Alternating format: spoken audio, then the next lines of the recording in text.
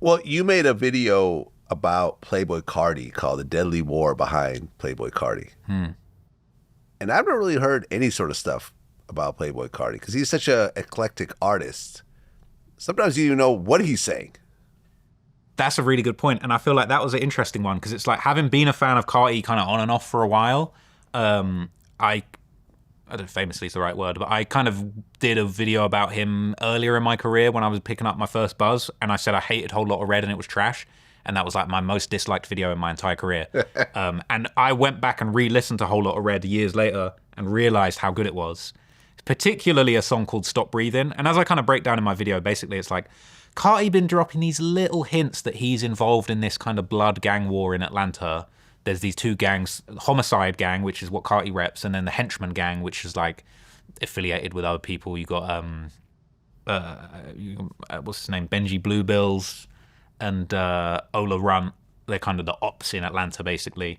And this Carti famously dropped this song called "Stop Breathing" on Whole Lotta Red, where he basically, for the first time, kind of opened up about his role in the gang war and the beefs that he'd been involved in and friends that he'd lost to the streets. I think there's a really close friend of his called Sosa that passed away, that his ops diss a lot and that he kind of was always saying RIP to. He says in that song that he had Ola shanked in jail, all this kind of crazy stuff. And it was like, that was like a watershed moment for Carti, for people to be like, yo, two things. Yo, this guy's actually really in the streets like that. And then secondly, like, yo, this guy just made a drill song that's like a rage drill song. Like, no one's ever done that before. So that was sort of the purpose of that video, to kind of break down this history, to be like, yo, Carti's actually, at least he's saying that he's in the streets. Now, look, I ain't seeing too many cases on Carti. There ain't no... Carti's name is mentioned as like the most prominent member of the Homixide Gang in like one indictment, but Carti's never been indicted and wrapped up. He's just mentioned. But he's got a lot of these lyrics, and exactly what you say, it's like...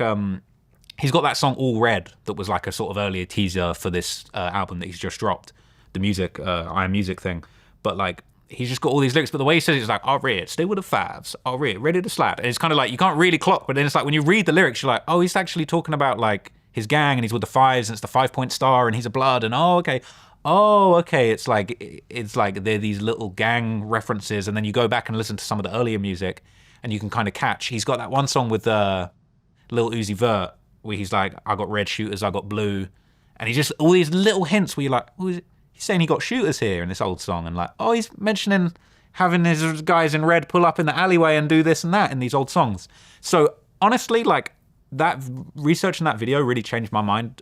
Well, I'd kind of changed my mind about him already, just realizing it. And don't get me wrong, it's not like, oh, he's a gangster, so I respect him. But it was more a case of like, oh, wow, you're actually taking elements of this drill music and this gang blood culture that you've kind of been involved in, that you've not really spoken about, and you're sprinkling it into your rage music and basically creating like almost a whole new offshoot of gangster rap that's never been done before. And then you've got his ops, like people like Benji Bluebills, that are kind of like taking it a little bit further and making slightly more disrespectful diss songs, but over these rage beats. And it's like, now you've got almost this like gang back and forth in Atlanta where they're rapping on these mad rage party punk inspired beats.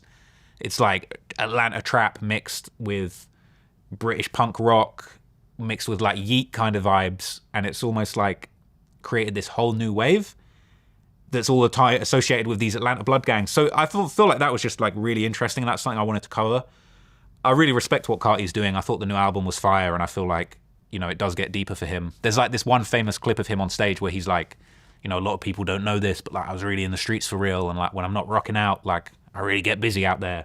And it was like, there's these little clues, and it's kind of like, oh, he really is like, he's hanging with the fives, apparently. I mean, I interviewed DJ Swamp Izzo, who's all over the album, and none of this ever got mentioned. Like, I never got any hints of this. I mean, Carti is like he's like a punk rocker. I don't think anyone's looking at him as a gangster at all. Well, didn't Ye just say that Carti pulled up to his hotel with a gun to threaten him? So maybe he's also really about it. Said a lot of other insane things along the way. Yeah, no, that's true. So, you know, some of which is true, some of which is not.